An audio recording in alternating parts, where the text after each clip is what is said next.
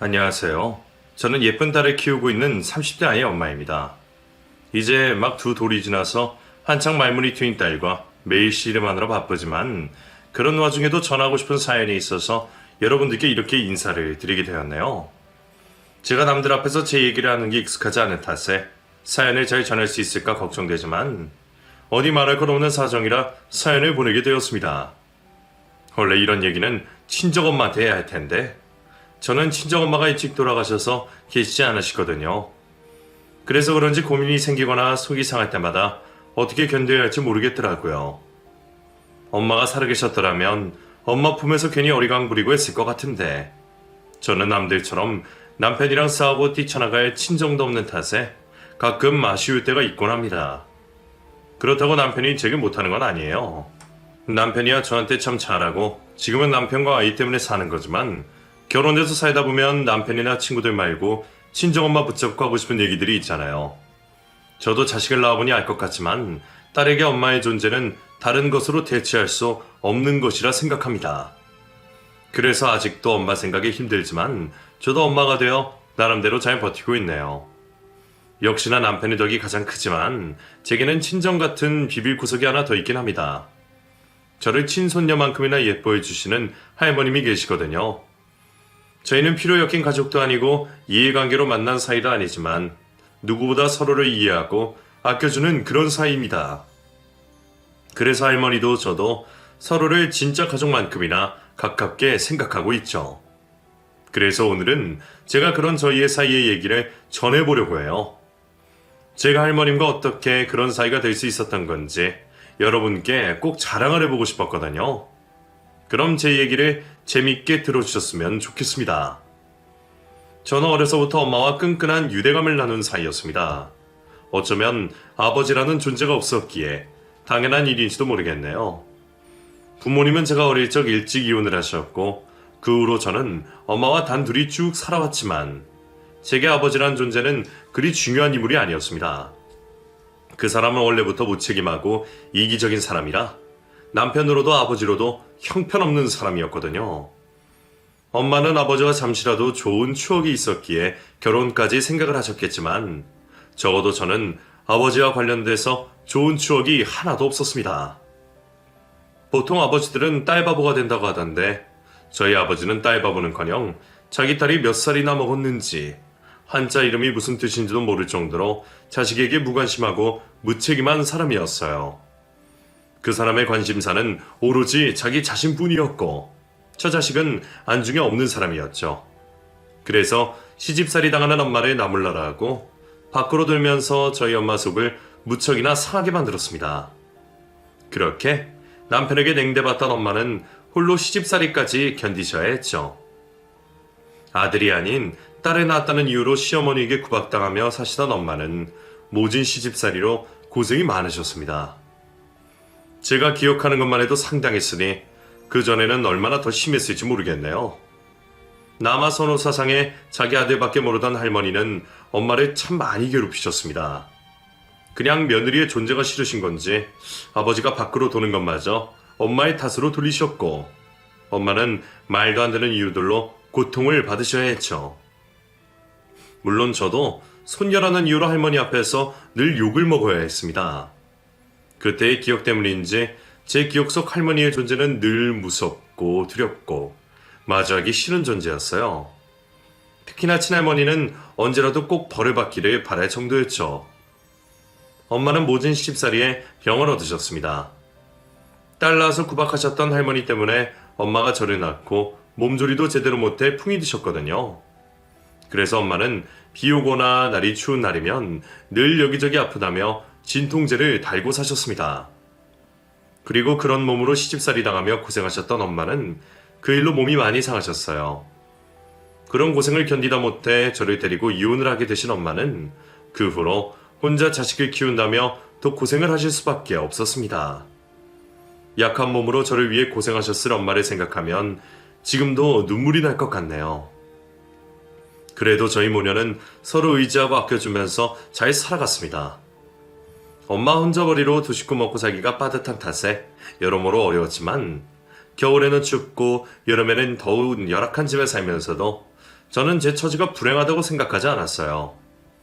한겨울에 덜덜 떨면서도 이불 속에 꼭 붙어 앉아 서로 귤을 까서 입에 넣어주며 정답게 지내던 엄마와 저였거든요. 어려서부터 엄마만 의지하며 살았던 제게 엄마는 제 세상에 전부나 다름없었습니다. 엄마 역시 딸만 바라보고 사셨고 그렇게 저희는 평생 서로와 함께 할 수 있을 거라 생각했어요. 그랬던 엄마가 어느 날부터 병원 출입이 잦아지시더니 제가 고등학생 무렵 결국 입원을 하게 되셨습니다. 나중에서야 알았지만 엄마가 그동안 어려운 형편 때문에 저 몰래 병을 키우셨더라고요. 일찍 치료받았더라면 괜찮았을 수도 있을 일을 몇 년이나 방치하고 그대로 두어 더 이상 손쓰기 어려운 지경이 되었다고 했습니다. 그런 얘기를 제게 숨겼던 엄마에게 저는 배신감도 들었고 화가 날 정도로 속상했지만 엄마를 원망할 수는 없었어요. 어떻게든 엄마가 다시 건강히 일어나시기를 바라며 몰래 눈물을 훔치며 엄마를 위해 기도할 수밖에 없었죠. 어리고 무능력했던 제가 하나뿐인 엄마에게 아무것도 해줄 수가 없는 게 너무 힘들었습니다. 엄마가 혼자 이렇게 고생하고 버티셨던 것을 생각하면 제가 당장이라도 나가서 돈을 벌고 싶은 심정이었어요. 내가 20살이라도 되었으면 사정이 달라질 수도 있지 않을까 싶었거든요. 하지만 엄마는 그 와중에도 제 걱정뿐이셨습니다. 혹시나 제가 학업에 소홀해질까 싶으셨는지 제가 무사히 대학에 들어가는 걸 제게 소원으로 말씀하시더라고요. 엄마는 더 바라는 것 없어. 그냥 보현이니가 열심히 공부해서 대학 가는 게 엄마 소원이야. 우리 딸, 엄마 소원 꼭 들어줄 거지? 당장 엄마가 언제 어떻게 되실지 모르는 와중에 공부가 손에 잡히진 않았지만 그게 마지막 소원이라며 간절히 말씀하시는 엄마의 얘기를 무시할 수 없었어요. 그래서 저는 야자도 빼먹지 않고 주말이면 병원에서 공부를 하면서 어떻게든 엄마의 소원을 들어드리려 노력했습니다. 하지만 그때까지도 딱히 꿈이라는 건 없었어요. 그동안은 그냥 하루빨리 돈 벌어서 엄마 호강을 시켜드리는 것이었을 뿐, 뭘 해야 하고 어떤 직업을 가지고 싶은지는 깊게 생각한 적이 없었거든요. 그랬던 제가 엄마 곁을 지키려 병원에 다니며 꿈이 생기게 되었습니다. 병원에 익숙해졌던 탓인지 의료인들이 참 멋있어 보이더라고요. 환자들을 위해 열과 성을 다하는 그분들의 모습을 보면 참 대단하다 싶고 존경심이 절로 들었어요. 특히나 저희 엄마에게 유독 잘해주시던 간호사 선생님 때문에 저도 그런 진로를 고민해보게 되었죠. 저도 언젠가 병원에서 일하기를 꿈꾸며 희망을 키워갔습니다. 그래서 아픈 엄마를 제가 돕겠다고 생각했죠. 엄마는 그런 저의 말을 듣고 무척 좋아하셨었어요. 내가 역시 딸 하나는 잘나왔지. 내 걱정해주는 건 우리 보현이밖에 없네. 우리 딸 얘기만 들어도 엄마는 행복하다. 이러니 딸 없는 사람들은 서러워서 어떻게 살아? 하지만 그런 대화라고 얼마 지나지 않아서 엄마는 결국 저를 두고 먼저 떠나버리셨습니다. 그리고 제가 대학에 들어가고 꿈을 이루는 걸 지켜보지 못하셨죠. 제 인생에서는 두 번은 없을 가장 힘든 시간들이었습니다. 고3인 저는 학교도 제대로 나가지 못했고 일상생활은 거의 불가능할 정도였어요. 다행히 제 사정을 이해해 주신 선생님들의 배려로 출석 일수는 겨우 채울 수 있었지만 결국 저는 그 해의 수능을 포기해야만 했습니다. 한편으로는 엄마가 그렇게 바라시던 대로 대학을 가야 하는데 싶었지만 그때는 도저히 공부를 할 정신도 없었어요. 결국 1년을 슬픔에 빠져보내게 된 저는 이듬해 재수를 결심하게 되었습니다. 솔직히 엄마가 마지막 소원으로 그런 말씀만 하지 않으셨더라면 저는 대학을 포기하고 말았을 겁니다. 엄마가 남겨주고 가신 재산으로는 대학을 선택할 만큼 여유가 있는 것도 아니었고 엄마가 떠난 후로는 뭐든 하고 싶은 마음이 도통 생기지 않았거든요. 하지만 저는 엄마와 약속을 했었고 하늘에서 엄마가 지켜보실 생각을 하면 그런 엄마의 소원을 이뤄드려야 했습니다. 결국 저는 1년간 재수를 하면서 아르바이트로 학비를 벌었고 재수 끝에 간호학과에 진학하게 되었죠. 그 후로 저는 혼자 어렵게 살면서 학교 생활을 하게 되었어요. 쉽지는 않았지만 꿈을 이루기 위해 4년의 시간을 버텨야 했습니다. 그리고 열심히 공부를 하면서 점점 더 제 꿈에 다가선다고 생각했죠. 매일 공부에 실습에 정신없이 바쁜 생활이었지만 저는 언젠가 간호사가 되어 병원에서 환자를 돌볼 거라는 생각에 정말 열심히 버텼습니다. 그렇게 노력한 덕분에 좋은 성적으로 학교를 졸업하고 곧바로 대학병원에 취직을 할 수 있었죠. 하지만 막상 시작하게 된 간호사 생활은 제 기대와는 많이 달랐습니다. 간호사 기강이 세다는 건 들어서 알고 있었지만 막상 당해보니 이건 제가 견딜 수 있는 정도가 아니었어요. 환자들 생명이 위중하니 정신을 바짝 차려야 하는 건 당연하지만 몇몇 선생님들은 제가 실수하거나 잘못한 일이 아닌 것을 가지고 꼬투리를 잡으셨습니다. 그곳은 작은 실수 하나 용납되지 않았고 신규 간호사들은 존재 자체로 민폐라며 늘 구박대기 신세였어요. 화장실 갈 시간도 없이 바쁘게 지내면서도 잠시 화장실을 다녀왔다는 이유로 욕을 먹는 곳이라 저는 병원 일을 하면서 그냥 나가 죽으라는 소리 들은 적도 한두 번이 아니었어요. 어려운 줄 모르고 시작한 일이 아니었기에 나름 각오가 되어 있었다고 생각했지만 병원 일은 제 예상보다 훨씬 힘들고 그곳 사람들은 너무 야박했어요. 그래도 어떻게든 신규 시절만 버티면 될 거라 생각하고 3년을 버텼지만 그 후에도 별로 크게 달라지는 건 없더라고요.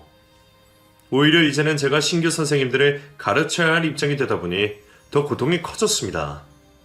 위에서는 저더러 제가 당한 짓을 똑같이 해주라고 하는데 저는 후배들에게 도저히 그렇게 못하겠더라고요. 그러다 보니 괜히 너 혼자만 착한 척하느냐며 거의 왕따가 될 수밖에 없었죠.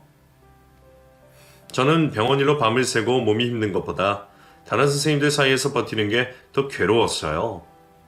환자들을 돌보고 간호하는 건 여전히 보람된 일이었지만 이러다가는 환자들을 살리기 전에 제가 먼저 죽겠다 싶더라고요. 대체 얼마나 더 버텨야 사람처럼 살 수 있는 건지, 내가 이러려고 일을 선택한 건지 저의 삶 전체에 회의감이 들기 시작했습니다. 엄마를 생각하면 일을 그만둘 수 없다 싶다가도 매일 출근해서 간호사실에 들어가면 다시 도망치고 싶을 정도로 힘들어졌죠. 어디 기댈 곳이라도 있으면 한탄이라도 하고 속풀이라도 하겠는데 혼자인 제게 얘기를 들어줄 사람이 있을 리도 없었어요. 결국 마지못해 사표를 품에 숨기고 근근히 병원 생활을 이어가던 어느 날이었습니다. 어느 날 저와 친하게 지내시던 할머니 한 분이 저를 찾으시더라고요. 고혈압과 합병증이 심하셔서 저희 병원에 오래 다니셨던 할머님이셨는데 그분이 유독 저를 예뻐하셨었거든요. 할머니, 식사 잘하셨어요? 이거 코스모스예요. 너무 예쁘죠? 할머니 병실에 계시느라 꽃 구경 못 하셨을까봐 제가 화단에서 몰래 꺾어온 건데 머리맡에 두세요. 아이고, 꽃이 꼭 자네를 닮았네. 덕분에 나도 꽃 구경해보네. 덕분에 늘 고마워. 자네 때문에 나는 아픈 것도 잊을 것 같아. 그 할머니는 제가 황할머니라 부르는 할머님이셨습니다. 제가 처음 그 병원에서 간호사 생활을 시작했을 때부터 봐왔던 분이셨는데 늘 보호자도 없이 혼자 병원에 다니시는 분이라 다른 환자분들보다 괜히 더 신경이 쓰이곤 했어요. 자세히는 모르지만 평생 자식이 없이 사신 분이시라는 사연 정도는 대충 알고 있었는데 그래서 그런지 찾아오는 사람도 없이 늘 병실에만 갇혀 지내시는 게 참 마음이 아팠습니다. 그래서 저도 시간이 날 때마다 직접 모시고 산책을 시켜드리고 종종 그렇게 작은 선물들을 가져다 드리곤 했었죠. 그래서 그런지 황할머니도 저를 참 예뻐하셨어요. 몰래 간식거리를 챙겨놓고 저만 챙겨주시고 다른 간호사 선생님들 두고 늘 저만 찾으시더라고요. 사실 다른 선생님들은 그 할머니가 꼬장꼬장하다며 저한테 억지로 떠넘겼던 탓에 오히려 제가 할머니를 맡아드리는 게 서로 마음이 편하기도 했죠. 저는 할머니 정을 못 받아봐서 할머님들이 늘 불편하고 어렵기만 했는데 오히려 겉으로 꼬장꼬장해 보이는 그 황할머니만큼은 더 편하게 느껴졌어요. 아마 겉모습과 달리 여리고 푸근한 황할머니의 속마음을 제가 알고 있어서 그런 게 아닐까 싶었습니다. 그렇게 나름의 유대를 가지고 있던 황할머니께서 어느 날 저를 따로 불러 얘기를 하시더라고요. 그렇게 나름의 유대를 가지고 있던 황할머니께서 어느 날 저를 따로 불러 얘기를 하시더라고요. 저기, 자기 혹시 개인 간호사 할 생각 없어? 예? 개인 간호사요? 갑자기 왜요? 내가 개인 간호사를 될까 생각하고 있었는데 자네가 해주면 어떨까 해서 사실 내가 이거 좀 봤어. 그러면서 할머니가 내미신 것은 다름 아닌 제가 들고 다니던 사표였어요. 사실 그 며칠 전에 제가 너무 힘든 일이 있어서 정말 사표를 내버릴까 들고 울면서 고민했던 적이 있었거든요. 아마 그때 제가 떨어뜨린 것을 할머님이 보셨던 모양이에요. 남들에게는 말 못했던 제 속사정을 알게 되신 할머니는 그런 제게 개인 간호사 자리를 제안하셨습니다. 나도 이제 병원 왔다 갔다도 못하겠어서 말이야. 그래서 자네가 집으로 와서 나 좀 봐줘. 나도 다른 사람이면 집에 못 들이겠지만 자기는 내가 믿을 수 있어서 그래. 그렇다고 내가 뭐 거동이 불편한 것도 아니니까 아주 힘든 건 없을 거 아니야. 그냥 지금처럼 약 챙겨주고 주사 놔주고 그 정도로. 이래야 지금 하는 일보다 훨씬 편할 거고 다른 일로 마음 고생할 일도 없을 텐데 보수는 섭섭하지 않게 챙겨줄 테니까 한번 생각해 볼래? 너무 갑작스러운 제안이라 당황스러웠지만 솔직히 제게는 정말 감사한 일이었어요. 안 그래도 매일 퇴직 생각이 절실했지만 병원을 그만두면 달리 갈 곳도 없던 제게 더 많은 보수까지 챙겨주신다니 말이에요. 게다가 할머니가 저를 믿으신다며 따로 부탁하지 하시니 거절하기가 쉽지 않더라고요. 사실 황할머니는 남편이나 자식 없이 혼자 사시면서 그만큼 고생도 많고 겪은 일이 많으셔서 그런지 워낙 의심이 많고 깐깐하신 분이셨어요. 거기다가 할머니가 자수성가하셔서 돈이 많으신 분이라 어쩔 수 없이 사람을 쉽게 믿지 못하셨겠죠. 그런 분이 달리 부탁할 곳 없이 저를 찾으시는 게 감사하고 안타까웠습니다. 그래서 저는 제안을 받아들이기로 했죠. 그 후로 저는 병원을 관두고 강남 아파트에서 혼자 지내시는 할머니의 개인 간호사 일을 시작하게 되었습니다. 개인 간호사 일은 처음이었지만 제 편의를 많이 봐주시는 할머니 덕분에 크게 어려운 일은 없었어요. 오히려 병원 일할 때에 비하면 놀면서 돈을 받는 수준이라 괜히 죄송한 마음에 제가 먼저 시키지도 않은 일을 찾아서 하곤 했어요. 혼자 식사하시는 할머니에게 직접 장을 봐서 식사도 챙겨드리고 할머니 말동무도 해드리며 같이 오랜 시간을 보내게 되었습니다. 그리고 그제서야 할머니의 가슴 아픈 사정도 듣게 되었네요. 내가 이 나이 먹고 왜 주변에 아무도 없는지 혼자 사는지 궁금했지? 사실 나한테도 딸이 하나 있었어. 근데 내가 못해준 게 많은지 일찍 떠나버리더라고. 그게 딱 보현이 너만 했을 때였겠네. 너는 왠지 죽은 우리 딸을 닮았어. 걔도 꽃을 참 좋아하고 밝은 나이였는데 내가 돈 번다고 바빠서 딸을 많이 못 챙겼거든.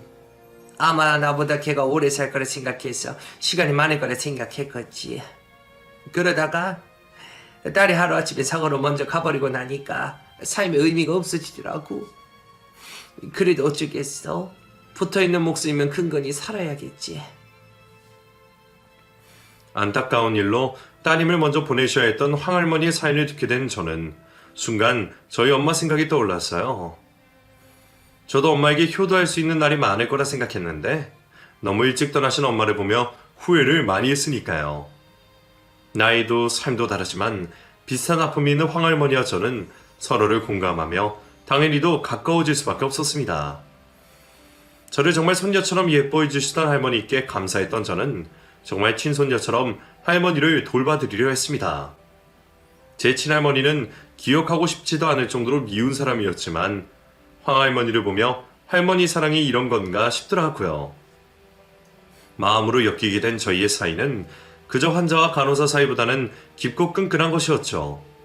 그렇게 매일 할머니를 돌봐드리러 강남으로 출퇴근을 하게 되었던 제가 어느 날 같은 아파트에서 한 남자와 대화를 나누게 되었습니다.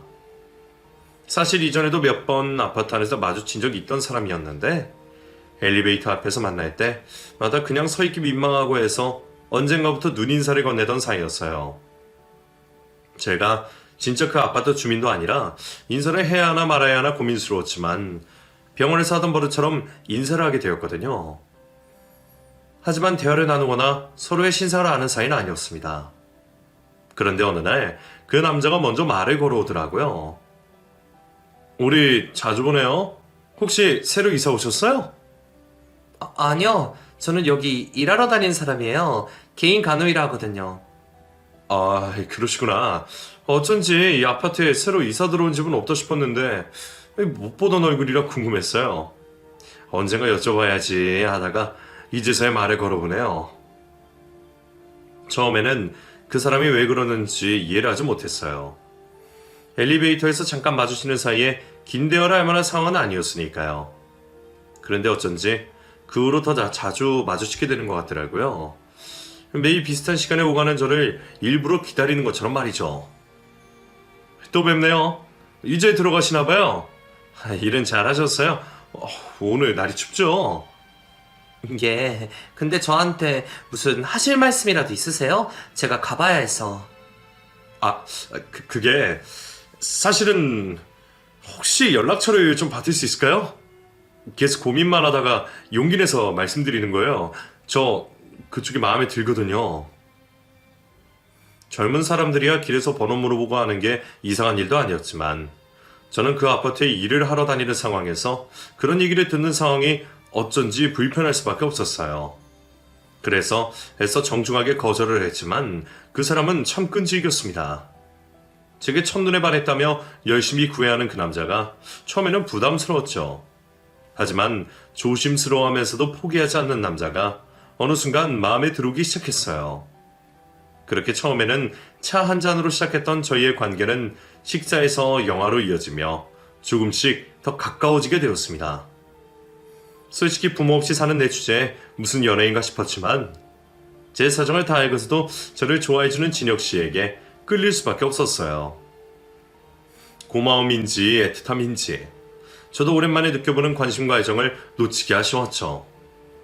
그렇게 저희는 연인이 되었고 서로를 존중하며 행복한 연애를 시작하게 되었습니다. 사실 저한테는 그게 제대로 된 첫 번째 연애였어요.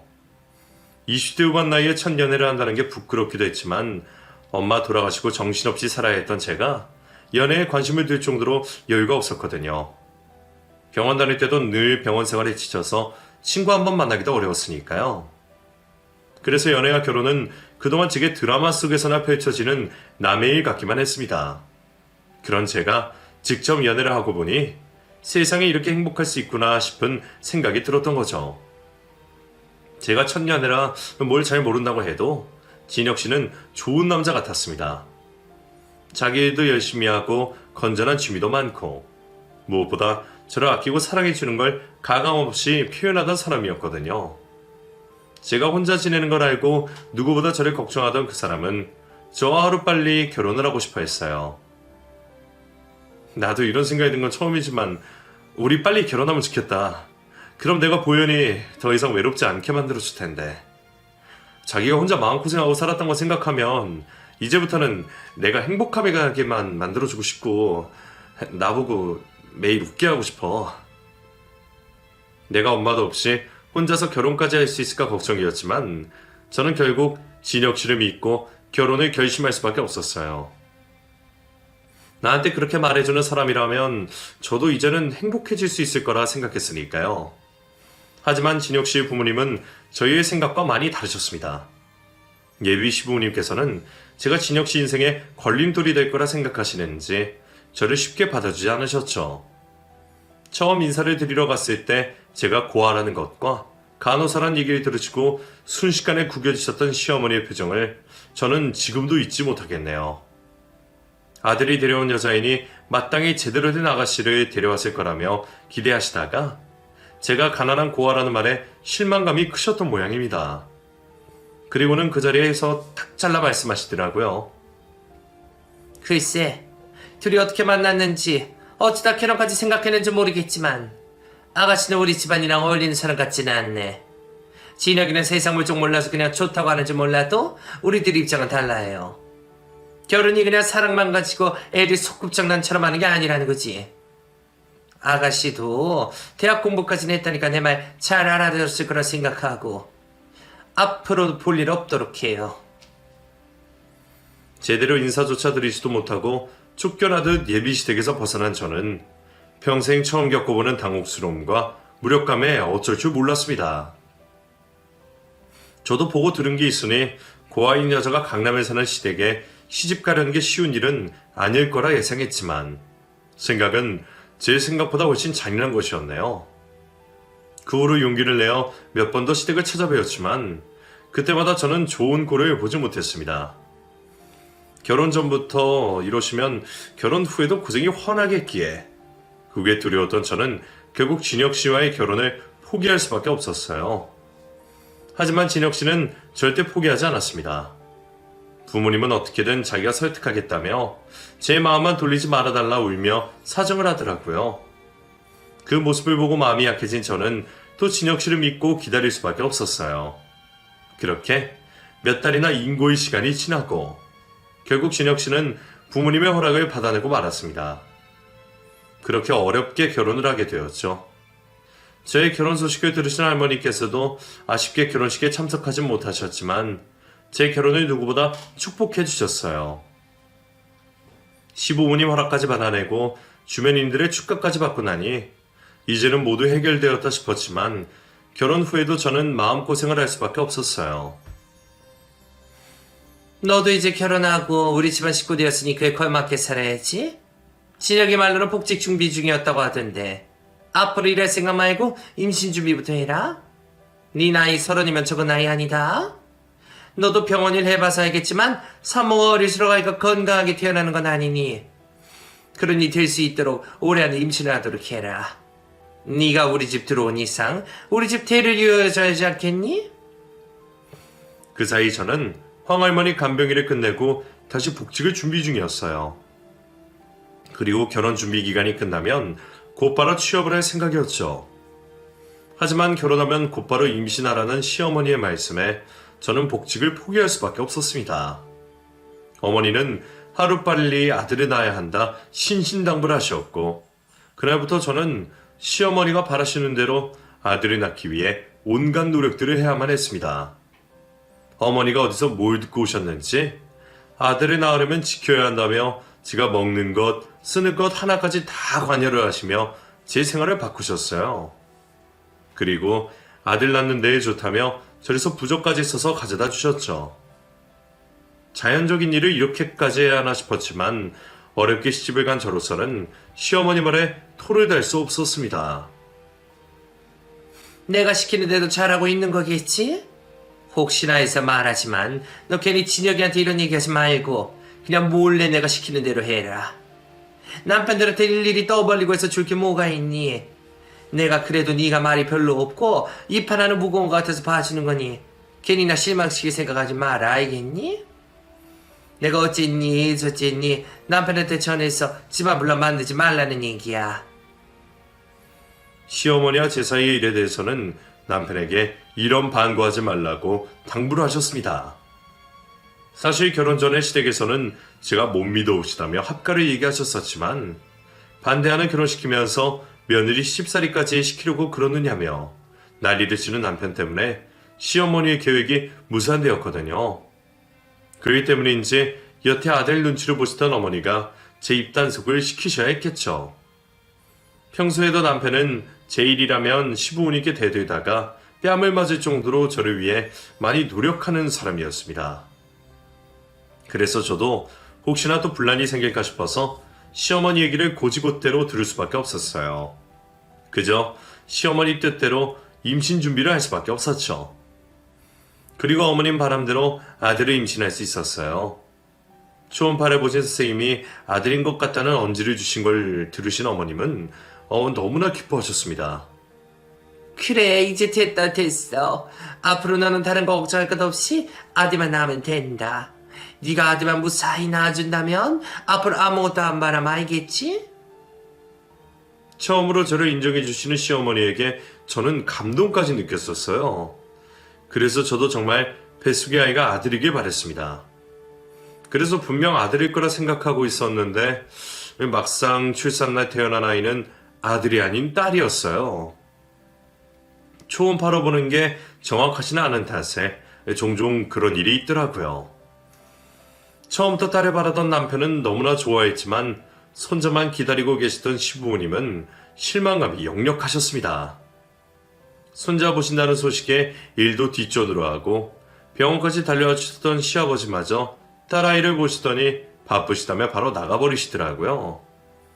시어머니 역시 남편 앞이라 별말 못하고 참으셨을 뿐 기분이 좋지 않으시다는 건 제 눈에 훤히 보였습니다. 그런 상황에 저는 괜히 죄인이라도 된 것처럼 마음이 불편할 수밖에 없었어요.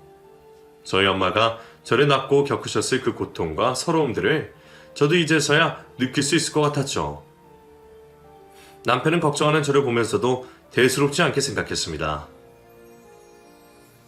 어머님, 아버님은 손자가 아니라 많이 서운해하시는 것 같은데 어떻게 하지? 뭐 어때? 부모님도 생각하던 게 있으셔서 그러신 거지 손녀가 싫은 건 아니실 거야. 지금이 조선시대도 아니고 아들이 뭐가 중요해? 나는 딸이라 너무 좋은데. 아무튼 당신 정말 고생 많았어. 나 이제 당신이랑 아이만 보고 더 열심히 살게. 우리 세 가족 행복해지자. 그런 남편이 늘 든든하긴 했지만 남편이라고 해서 저를 24시간 매번 지켜줄 수는 없었어요. 남편이 회사에 있는 동안은 저도 혼자였고 게다가 제가 하필 집에서 몸조리를 받게 되었으니 말이에요. 원래는 저희도 조리원에 들어가려고 계획을 했었습니다. 하지만 당시에는 코로나로 조리원에 가족들 면회가 되지 않았고 그 사실을 알게 되신 시부모님은 조리원 입원에 반대하셨어요. 내가 우리 장손면회를 못하는 게 말이 되니? 그러지 말고 내가 잘 챙겨줄 테니 그냥 집에서 몸 풀자. 너 설마 내가 불편해서 싫다는 건 아니겠지? 그렇게까지 말씀하시는 시어머니 앞에서 제가 차마 싫다는 소리 할 수 없었고 저는 결국 집에서 시어머니 도움을 받아 몸조리를 하게 되었습니다. 그래서 딸이 태어났다는 소식에 제가 더 걱정을 했던 거였죠. 안 그래도 딸 낳아서 미운 며느리에게 시어머니가 어쩌실까 싶어서 말이에요. 그런데 다행히 저를 걱정해준 남편이 회사 휴가를 당겼어서 제 곁에 남아주었어요. 덕분에 남편이 있던 2주 동안은 저도 시어머니 걱정을 덜 수 있었죠. 하지만 남편의 휴가가 끝난 이후가 문제였습니다. 어머니가 그동안 참고 벼르고 계셨던 건지 남편이 회사 출근을 시작하자마자 저를 시댁으로 부르시더라고요. 예, 어머니, 무슨 일이세요? 내가 무슨 일이 있어야만 나한테 전화를 할 수 있니? 아무튼 내가 너 시킬 일 있으니까 애 업고 집에 좀 와봐라. 그렇게 시댁에 찾아간 제게 어머니는 손에 걸레를 쥐어주셨습니다. 어머니, 이게 뭐예요? 뭐긴 뭐야, 걸레지. 보고도 모르니? 오늘 일하신 아줌마 휴가야. 그러니까 네가 대신 일 좀 해야겠다 싶어서 불렀다. 우선 청소부터 해야 하니까 걸레로 여기 싹 닦고 있어. 알겠니? 시어머니는 출산한 산모에게 찬 걸레를 주시며 그 넓은 70평 아파트를 전부 닦으라고 하셨습니다. 당장 거기까지 간 것도 힘들어 죽을 것 같은데 무릎 꿇고 걸레질을 하라니 이걸 어떻게 해나 싶었죠. 딸은 엄마 팔자 닮는다더니 나도 우리 엄마처럼 고생이구나 싶어서 서러운 마음까지 들더라고요. 하지만 저는 바보같이 아무 말도 하지 못했습니다. 그렇게 거실 바닥을 닦기 시작하던 중 초인종 소리가 들렸습니다. 그리고 마중을 나간 시어머니와 함께 누군가가 들어오셨죠. 갑작스러운 손님은 다름 아닌 황할머니셨어요. 아마 할머니가 제가 아파트 입구로 들어오는 걸 보셨나 봐요. 할머니도 제가 출산을 했다는 걸 알고 계셨는데 출산 전에 연락을 드리고 몸조리를 한다고 인사를 못하는 바람에 제 소식이 많이 궁금하셨던 모양입니다. 그런데 마침 제가 시댁에 들른 걸 보시고는 기다리지 못하고 저를 직접 찾아오셨던 듯 했어요. 시어머니와 할머님도 이웃 주민으로 아는 사이이신 듯 했죠. 하지만 어머니는 제가 황할머니의 간호를 했었다는 걸 모르셨습니다. 얘기를 할 만한 상황도 없었지만 안 그래도 순진한 자기 아들 꽂아서 제가 팔자 필요한다 생각하시는 시어머니에게 제가 같은 아파트 사시는 할머니 간호하느라 들락거리다가 남편을 만났다는 얘기를 하면 괜히 불똥이 어디로 튈지 모른다 싶어서 말을 하지 않았거든요. 여사님이 저희 집엔 어쩐 일이세요? 그동안 한번 모시겠다는 걸 그렇게 마다하시더니 정말 영광입니다. 나야 우리 보현이 보러 왔지. 아니, 여사님이 저희 며느리를 어떻게 아세요? 그런데 그런 황할머니가 저와 아는 사이라는 걸 뒤늦게 알게 된 시어머니는 많이 당황스러운 듯 하셨어요. 그리고 그 집 거실을 닦고 있는 저를 보신 할머니 역시 깜짝 놀라신 듯 하셨죠. 아니, 보현아, 너 지금 거기서 뭐 하고 있니? 몸조리해야 할 애가 왜 바닥을 닦고 있어? 아, 제가 좀 시켰어요. 일해주는 분이 오늘 안 오셨어요. 뭐야? 아니, 지금 방 아이 낳은 사람한테 뭘 시킨다는 거야? 자네 설마 평소에도 보현이한테 이런 대접했어? 내 손녀딸 같은 아이한테 자네가 이런 대우를 했냐는 말이야. 할머니는 평소 남들에게 꼬장꼬장하신 그 태도로 시어머니에게 고래고래 소리를 지르셨습니다. 그리고 그런 할머니 앞에서 시어머니는 겁에 질려 아무 말씀도 못하셨어요. 저는 할머니가 저 때문에 화를 내시는 것도 놀라지만 제게는 그렇게 무서우시던 시어머니가 황할머니 앞에서는 꼼짝도 못하고 기가 죽어 계시는 게 더 놀라운 일이었습니다. 그저 이웃 사촌 정도라고 알고 있었는데 왜 저렇게 할머니에게 겁을 먹으신 건지 몰랐죠. 하지만 그 와중에도 할머니는 더 화를 내셨습니다. 얘가 얼마나 고생을 했으면 저렇게 삐쩍 말라서 기운이 없어. 여유 있는 집에 시집 간다 그래서 잘 됐다 했더니 설마 이런 꼴을 당하고 있었어? 할머니, 저 괜찮아요. 괜찮기는 뭐가 괜찮아. 하나를 보면 열을 안다고. 그동안 자네가 저 아이한테 어떻게 했을지 뻔히 보여. 보현이가 일찍 부모 잃고 혼자라고 잘난 아들 옆에 어울리지 않는다고 무시를 했겠지. 내가 자네가 평소에도 유세 떨고 다니기에 겸손한 사람은 아니다 싶지만 설마 며느리한테 이렇게까지 할 줄은 몰랐네. 감히 내 손녀딸 같은 아이한테 이런 짓을 했다 이거야? 어디 내가 똑같이 갚아줬으면 좋겠나? 아이고 아니에요. 저 그렇게까지 못된 시어머니는 아닙니다. 오해세요. 앞으로는 다시는 안 그러겠습니다. 한 번만 이해해 주세요, 여사님. 할머니 앞에서 손이 발휘되도록 싹싹 비는 어머니를 보며 저는 당황스러울 따름이었습니다. 대체 할머니가 얼마나 무서운 분이시기에 시어머니가 저렇게까지 하시나 싶었죠. 나중에서 알게 되었지만 알고 보니 강남 큰손이셨던 황할머니의 위세가 대단했더라고요. 그 동네에서 사업하는 사람들은 전부 황할머니 도움을 안 받은 사람이 없을 정도라 하더라고요. 다들 연결되어 있는 강남이다 보니 꼭 직접 도움받지 않은 사람들이어도 다들 할머니 앞에서 조심할 수밖에 없었습니다.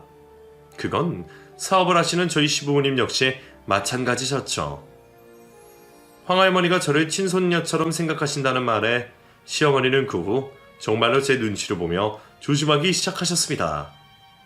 갑자기 전에 없이 저한테 살갑게 구시면서 더 이상 저를 못살게 굴지 않으시더라고요. 여사님이랑 그런 사이였으면 진작 말을 하지 그랬니? 나는 네가 의탁할 것 없는 아이인 줄 알았잖니. 아무튼 여사님이 너를 손녀딸로 생각하시니까 너도 앞으로 여사님 자주 찾아뵙고 잘하렴. 우리 얘기도 잘 좀 해주고 특히 저번에 그 일은 오해라고 꼭 말씀 좀 드려줘. 나도 네가 정말 그렇게 미워서 그랬겠니? 아니, 내 생각이 짧았으니 이해해다오. 제 뒷배를 보고 태세 전화를 하시는 시어머니 태도는 어이없었지만 저로서는 어떻게든 다행인 일이었습니다. 그런 시부모님을 처음부터 몰랐던 것도 아니고 어차피 남편만 보고 결혼했던 제게 시댁 문제는 견뎌야 할 숙제였는데 그 숙제가 황할머니 덕분에 씌워졌다면 감사해야 할 일이었죠. 그래도 다행히 시간이 지나니 시부모님도 손녀를 예뻐하게 되셨고 그 후로 저는 시부모님과 별다른 문제가 없이 지내게 되었습니다. 거기다가 황할머니를 정말 저희 친정처럼 생각하시는 시부모님 덕분에 명절날 외로우신 할머니를 더 자주 찾아뵐 수 있게 되었죠. 덕분에 명절 증후군도 없이 말이에요. 매번 친정처럼 할머니를 찾아뵙게 되어서 그런지 이제는 할머니가 정말 제 친정 같기만 합니다. 그래서 더 잘해드리고 싶기만 하네요. 그리고 남편은 여전히 제게 잘해주고 있어요. 어쩔 수 없이 아들 며느리 차별하시는 시부모님 앞에서 여전히 참지 않는 사람이죠. 저는 그런 남편만 있다면 앞으로 다른 걱정도 견딜 수 있지 않을까 생각합니다. 할머니와 남편까지 제 편이 둘이나 있어서 얼마나 든든한지 모르겠어요. 그럼 저는 앞으로 제 가정을 예쁘게 꾸리며 살아가겠습니다. 감사합니다.